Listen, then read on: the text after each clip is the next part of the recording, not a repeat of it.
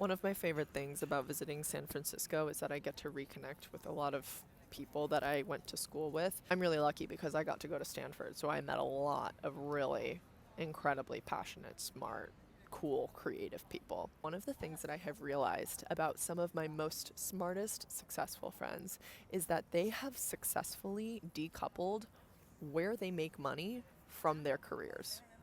Let me explain. Many of these friends that I have, if you look up their LinkedIn's or ask them at a party, what do you do? They'll tell you that they're the founder of a startup or, they're running this collective. And here's the thing is like, if you're running a company and you're a founder, and especially if you raised VC money, like, you pay yourself a very low salary. Like most of the founders that you see who are starting companies that aren't, OpenAI, probably pay themselves a five-figure salary. Like they're not even making six figures yet. And if they're making like a lot of money, that's probably a red flag. So when you see these founders get on their plane, okay, or get on their boat, or go fly around the world, or go party, or do whatever, when they're signaling by doing things that you can only do when you have money. For the best case scenario, what it means is that they have another source of income that they're not telling you about. And usually what that source of income is, again, in the best of cases, is like a very boring, unsexy business that has absolutely nothing to do with tech.